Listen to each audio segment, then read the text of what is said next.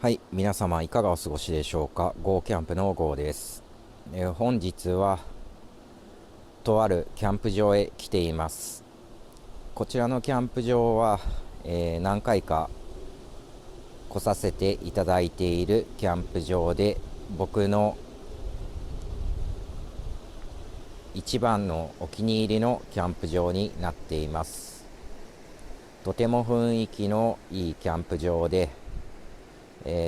久しぶりのキャンプになりますので、今回はこちらのキャンプ場を選びました。こちらに流れている川がとても綺麗な川が流れてまして、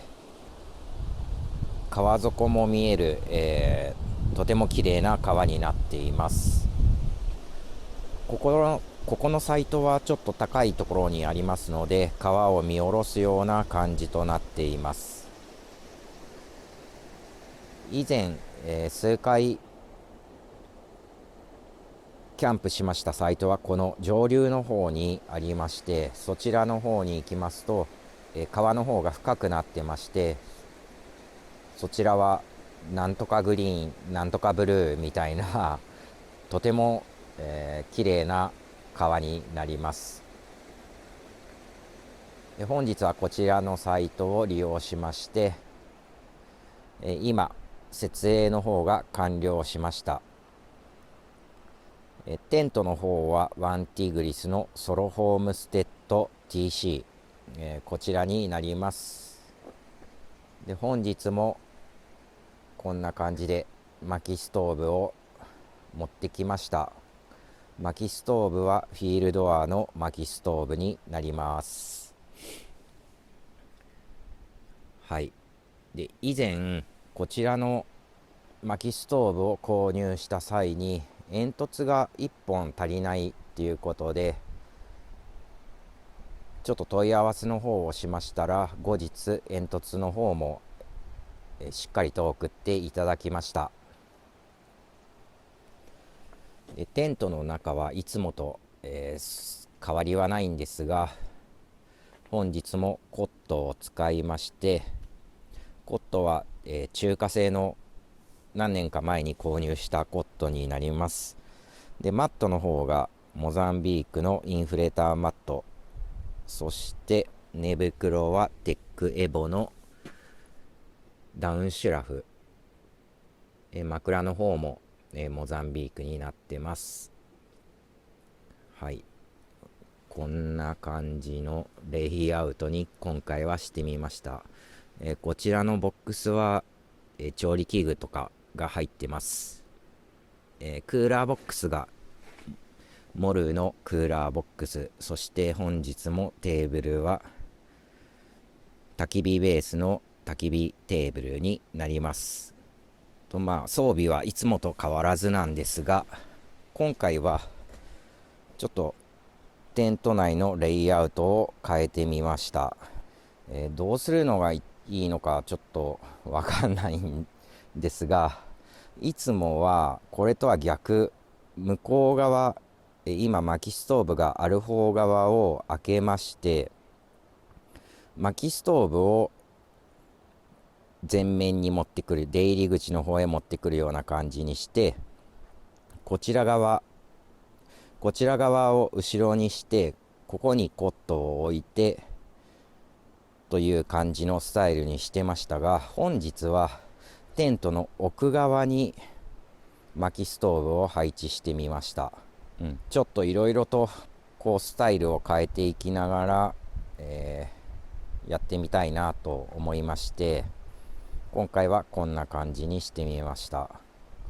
結構なんかこう薪ストーブを置く位置がもうあそこの場所しか置けれないので、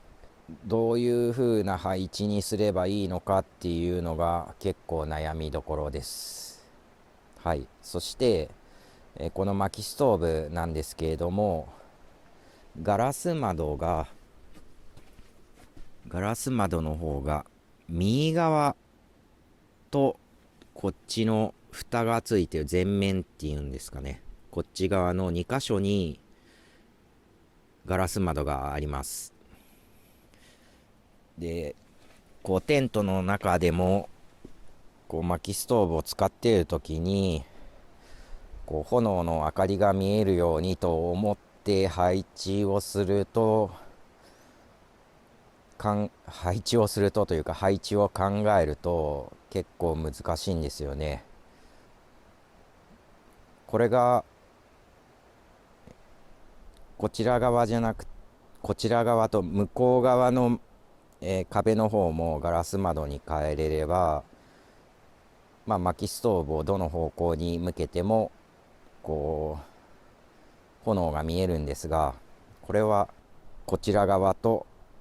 正面側しか、ガラス窓がないので、ちょっとね炎を見るのに、悩みますね。こんな感じで本日は、1泊2日のキャンプをしていきたいと思います。本日もどうぞご視聴をお願いいたします。はい、一周ぐるっと回ってみるとこんな感じです。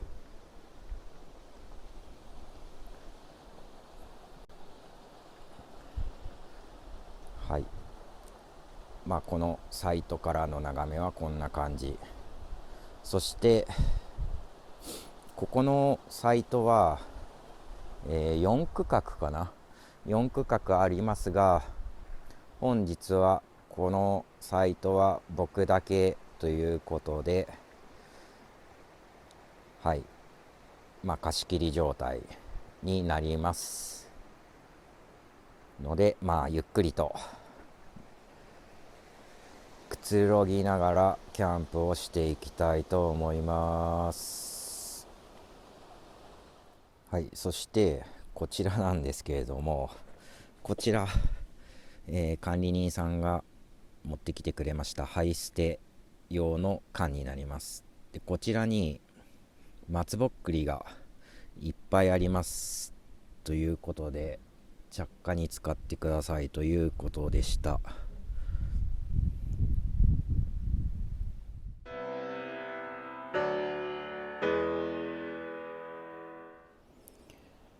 はい、時刻が15時を回りまして、今管理人さんがいらっしゃって、少しいろいろちょっとお話をしながらいろいろお話をしていました。15時を回りまして、気温の方が 6.5 度、幕内は 9.4 度ということで、今回薪を2束購入してきましたので、ちょっと寒くなってきましたので、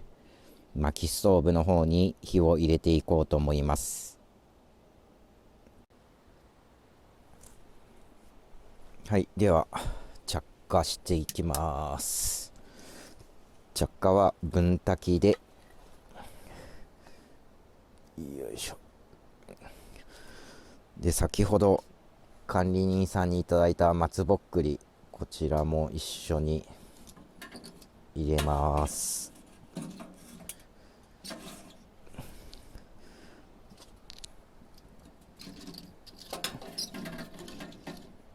よいしょ。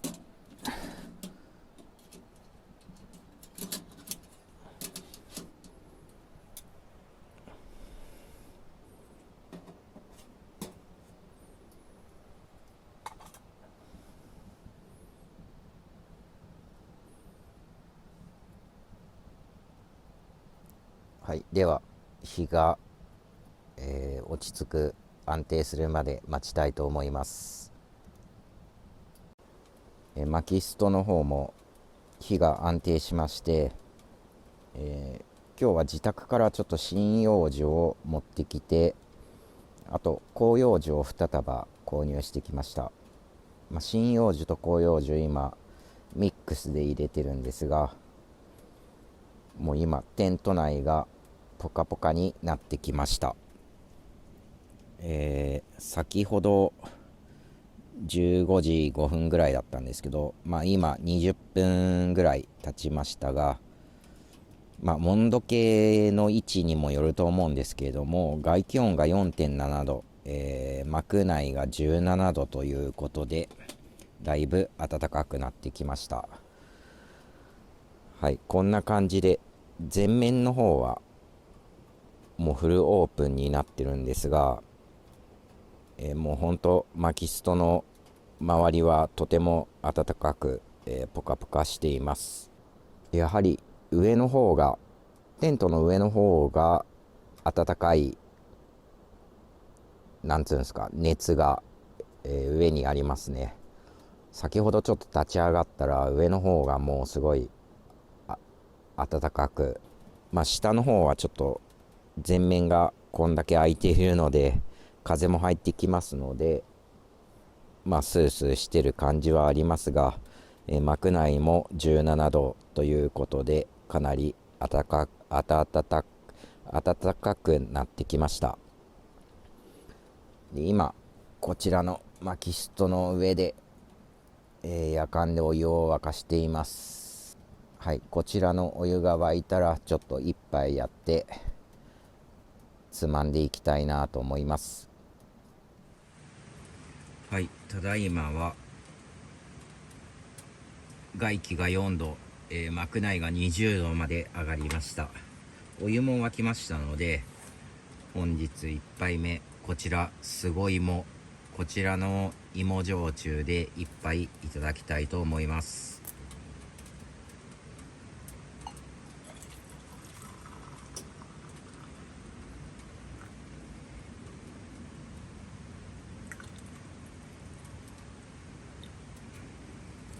はい、ではいただきます。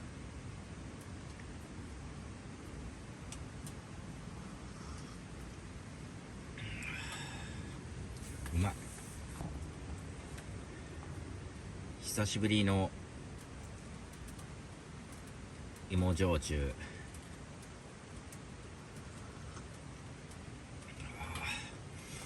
まいっすね。ではつまみはとりあえずこちらトッポ、最後までチョコたっぷりということで、こちらトッポいただきたいと思います。いただきます。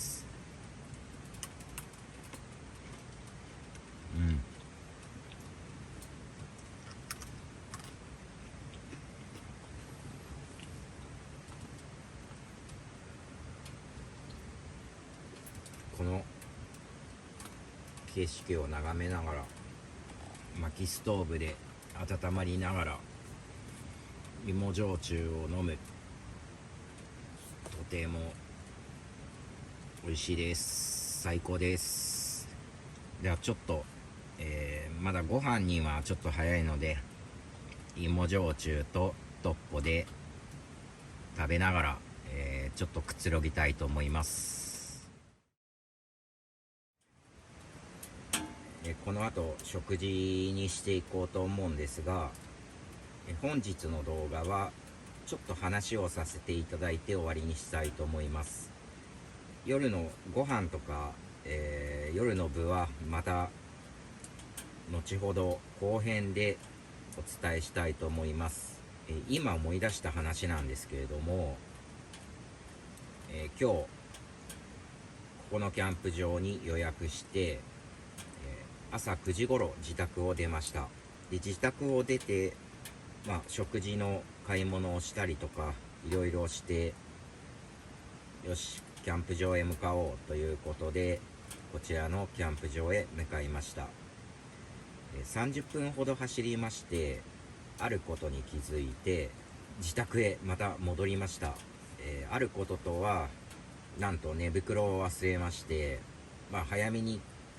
と言いますか、30分ぐらい経ってからなんですが、気づいて自宅へ戻って寝袋を取ってキャンプ場へ向かっていました。で第一のアクシデントは寝袋を忘れた。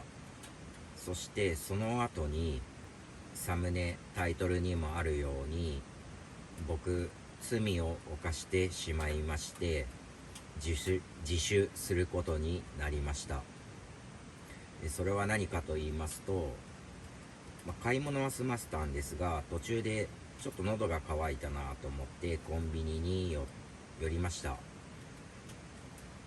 セブンに寄ったんですけれども、朝ごはんも食べてなかったので、ちょっとおにぎりとか、お茶、あとお菓子とかもろもろ、手に取ってレジへ向かいました。でお会計を済まして車に戻って、荷物を助手席の上に、座席の上にバーッと置いた時に、左の脇に違和感を感じまして、あれって思ったら、温かいお茶を脇に挟んだままお会計をしずに出てきてしまいました。と思って、焦ってもうすぐレジへまた戻って、店員さんに言いました。先ほどちょっと買い物したものなんですけれども、このお茶脇に挟んだままお店出てしまって、まだお会計済んでません。お金払わせてくださいって